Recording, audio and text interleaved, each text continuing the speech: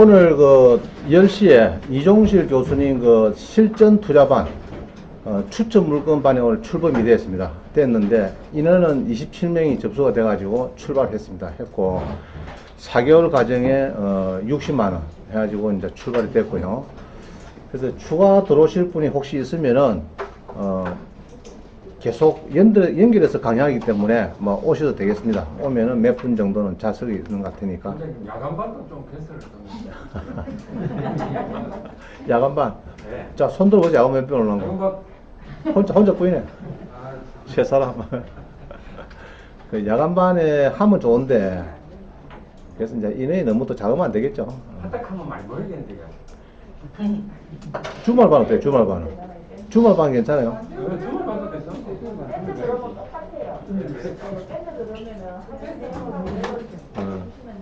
그래도 아이 컨택이 돼야 전도가 눈을 마주치고. 자, 또 봅니다. 그래서 이제 신청하실 분은 뭐 신청하시면 되겠고, 자, 연결하겠습니다. 우리가 깡통 세입자가 지금 많아요. 깡통 세입자가. 특히 창원 같은 데도 좀 많이 있죠. 우리가 30% 떨어졌습니다. 이게 전시 들어갈 때 한 70%, 80% 들어가면 깡통 전시된 거죠. 네, 그런 분인데, 그런 분들이 이제 연체자까지 소송해가지고, 낙찰이 잘 돼가지고 받아가는 사람도 있고, 또 자기가 떨어지니까, 적당 가격에서 보통 낙찰을 받고 소유자로 바뀌는 경우 많아요. 이제 그걸 이야기합니다. 소유자 바뀌는 경우. 자, 어느 날 19에 18 봅니다.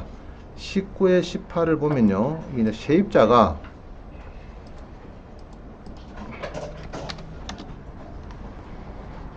이게 이제 세입자가 이제 낙찰을 받았습니다. 그러면은 예로 세입자가 1억 1천을 주고 있다가 돈을 못 받았어요. 자기가 이제 경매를 넣어가지고 떨어지니까, 떨어지면은 자기가 낙찰 받죠.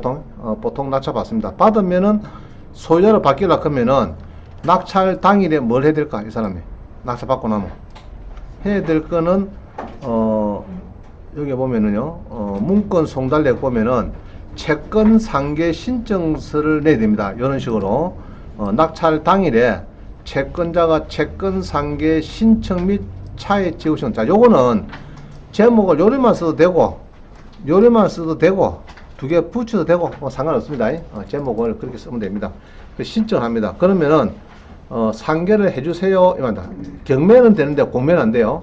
경매는 상계를 해달라 하면은 됩니다. 그러면은 보통은 이렇게 해서 이제 지급명령 보통 받죠. 여러분들이 지급명령 신청해가지고 판결문을 받아서 부동산 강제 경매를 신청합니다. 보통 신청하고 낙찰이 됐으니까 채권 상계 및 차액 지급 신고서라든지 안 그러면 채권 상계 신청서 이래도 상관없습니다.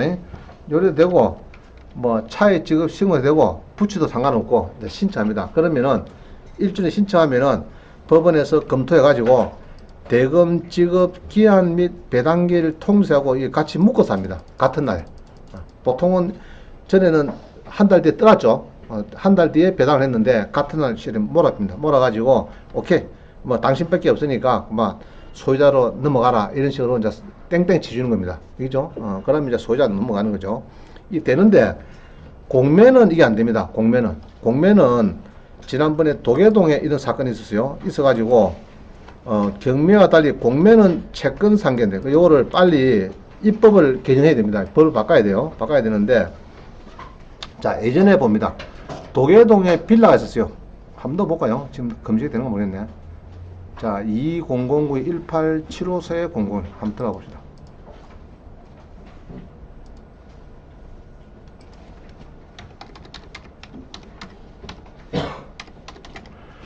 자, 낙찰해가지고 한번 보겠습니다. 되는가? 검색이 되네요. 자, 봅니다. 이 지난 빌라에 임차인이 낙찰을 받기를 원합니다. 자기가 1차로 받았어요. 받았는데 요때 보면은 이게 자료가 지금 없죠. 자료가 안 나오네. 여기에 보니까 임차인이 1순위입니다. 8천에 낙찰 받았으니까 자기가 완전 선순 임차인이에요. 배분 정도 하고. 그럼 5천만원 선순 임차인인데, 자, 우리 경매 같으면요 간단합니다. 그만 한 3천만원 내고 땡 치면 되겠죠. 되는데 공매니까 8천을 다 넣으래요. 그래서 자기가 8천에 없으니까 개인 돈 3천만원 준비하고 대출 끊고 와서 5천만 원 빌렸습니다. 그래서 잔금을 치렀어요. 치르고 한 달 뒤에 5천을 또 받아내니까 끊고 대출을 갚으러 가니까 또 뭐랍니까? 끊고에서 중도 상환 수수료를 1.5% 내라 해서 75원 냈어요. 그래 잔금을 이제 치렀는데 좀 복잡합니다 이게 이래 되면은. 그래서 그러면 왜 이게 공매는 아직 안 되나 그러면은 옛날에 대법원 판결이 있어요. 판결인데 매수 대금 납부 기일에 건저당권부 채권과 다른 채권 간의 우선순위 및 배분액이 확정되지 않았으므로 낙찰자는 그 건저당권부 채권에 의해서 배분받을 채권을 납부해야 할 매수대금 상계할 수 있는 걸 판결했다. 자, 요거는 옛날 이야기입니다. 옛날 이야기고요. 이게 2012년도에 2012년도 1월 1일부터 법을 바꿉니다. 공매도 배분 요구 종기를 공매되고 한 낙찰되기 전에 중간쯤 2달 뒤에 종기를 만들었어요. 그럼 확정이 돼버렸으니까 요것도 경매처럼 상계 신청하면 됩니다. 옛날에는 이랬거든요. 낙찰되고 잔금 치르고 한 달 뒤에 배분 요구하는데 그때 임금채권자로서 내 임금채권 떼주소 하면 떼줘야 됩니다. 왜냐 그러면은 배분 기일이 마지막까지 청구를 할 수 있는 마감 날이니까. 그럼 그거를 지금은 쭉 당겨가지고 공매되고 2달 뒤에 매각기일 들어가기 전에 종기를 만들어 삐죠. 그걸 픽스를 시키기 때문에 지금은 경매처럼 채권 상계 제도를 도입해도 된다를 봅니다. 그래서 이거는 자산관리공사에서 빨리 입법을 해야 돼요. 법을 개정시켜 가지고 채권 상계 제도를 도입해야 됩니다. 알겠죠? 그래야 공매가 또 활성화되는 거고 그런 겁니다. 경매는 되는데 공매는 안 된다. 그럼 이상한 거죠. 그럼 제도가 못 따라서 그런 겁니다. 요거를 지금 전화해 보면은 상계가 됩니까? 저 1588에 531 있죠. 531. 자, 다시요. 공매하다가 잘 모르면은 전화 몇 번 한다고요? 1588 531. 자, 잘 적어 놓으세요. 이거 많이 쓰입니다. 공매하다가 모르면은 여러 공인자 등록한다. 뭐 등등 하여튼 95%는 다 해결 다 됩니다. 전화해 보면은 그 회원가입이 안 된다, 공인자 등록이 잘 안 된다, 그러면 원격 지원해서라도 다 마무리 지어줍니다. 또 예쁜 아가씨가 전화를 받아요. 목소리도 예쁩니다. 전화하셔가지고 공매하다가 안 되면 원장님 찾지 마이소. 전화가 된다고? 1588-531 저는 그 전화하셔야 돼. 전화해가지고 빨리 얘기해서 여러분들 하세요. 채권 상계 되도록 법을 좀 개정해달라고 하세요. 이거 해야 됩니다. 이거 해야 돼요. 왜 하는 건 모르겠어요. 나 자산관리공사에서. 자, 그렇게 해서 이제 공매는 안 된다. 경매는 됩니까? 안 됩니까? 아까 다 됐죠? 다 돼가지고 이런 서류를 받아요. 대금 지급 기한 및 배당기일 통지서를 받습니다. 그죠? 그래서 쉽게 모자란 금액만 내라, 막 내몬 막 다 해줍니다. 그죠? 소유자로 바꿔주고 하는 거죠. 되는데 공매는 안 되더라 이 말입니다. 자, 인도 명령 결정문이 나왔다. 그죠? 그래서 보통은 우리가 34평짜리 아파트 같으면요. 제가 볼 때는 한 200~300만 원 정도는 아마 비용이 들 겁니다. 다 틀립니다. 이 지역마다. 서울은 뭐 200~300, 어떤 데는 300~400, 어떤 또 지방은 400~500 드는 경우도 있어요. 왜냐 그러니까 인부를 15명 데리고 온 데도 있고. 자, 뭐 15명, 자, 아파트 34평짜리 15명이 필요합니까 인부가? 2명 하면 되지 했더니 아니다 저는 5분만 하고 끝내고 가야 되는데 15명 데리고 온대요. 그럼 15만원짜리 15명 데리고 오면 얼마입니까 그게? 애국되죠? 그렇습니다. 자, 그래서 이제 참 그게 문제인데, 자, 이 임차인이 있을 때, 자, 이런 사람이 있어요.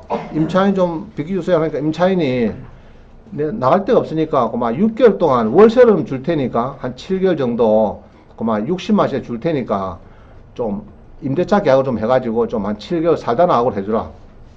그런 게에 낙찰자가 그럼 그렇게 할 수 이렇게 해서 계약서 써버렸어요. 임대차 계약서. 자, 그러면은 임대차 계약서를 썼을 때 집행관이 여기에 집행을 할 수 있느냐? 할 수 없다 이렇게 봅니다. 그죠? 왜냐 그러면은 민사집행법 49조에 보니까요. 집행을 판결이 있은 그게 인도명령, 그죠? 결정문이 있고 난 뒤에 낙찰자가 변제를 받았거나 의무이행을 미루도록 성락한 취지를 적은 정서, 예로 임대차 계약서 뭐 이런 거다, 그죠? 이래가지고 계약이 돼버리면은 그거는 나중에 근데 7개월 딱 간다 사람이 월세를 한 달 주고 안 나가는 거죠. 안 들어오는 거예요 월세가. 그럴 수 있겠죠. 전세가 써버렸는데 한 달만 들어와 안 들어와. 그러면 임도면이 신청하고 그 결정문 놓다 서로 치더라도 집행할 때 임차인이 집행관님 내요 전세 계약자거든요. 임차인입니다. 낙찰자하고 임차인입니다. 이래 삐면은 집행이 불능됩니다. 그런 얘기 하는. 그래서 이런 경우는 있어요. 70만 한 달 받고 달세를 받는 게 아니고 좋다. 그러면은 보증금을 1,000만 원 걸고 70만씩 7개월 딱 가는 거다. 그거는 상관없어요. 안 나가면은 또 까모되니까 1,000만 원에서 보증금에서. 그러면 되는데 월세를 주기로 하고 매달 주기로 한다. 7개월 동안 일단 선불로 70만 원 받았어요. 한 달 동안. 그러고 뒷달 주기로 한다. 그걸 믿고 했는데 자, 한 달 들어오고 그 다음 들어옵니까? 안 들어옵니까? 안 들어옵니다. 나갈 데가 없는데 지금 뭐 들어오겠어요? 이제 그 꼬여가지고 덜렁 계약서 썼다가는 여러분이 이제 명도하기가 그때는 어렵습니다. 인도 명령가 안 되고 그건 다시 거물면 소송을 해서 판결을 받아서 집행을 해야 되니까 시간이 5, 6개월 또 걸린다. 필요 없는 시간이. 이해가시죠? 그래서 이제 가급적이면은 낙찰을 받고 나면은 임차인이나 소유자나 전부 다 내보내야 된다. 내보내고 들어와야 됩니다. 그게 제일 FM입니다. 그죠? 그러나 임차인이 굳이 있겠다 하면은 보증금이라도 넉넉히 받고 재계약, 그건 상관없어요. 상관없습니다. 자, 그다음 봅니다.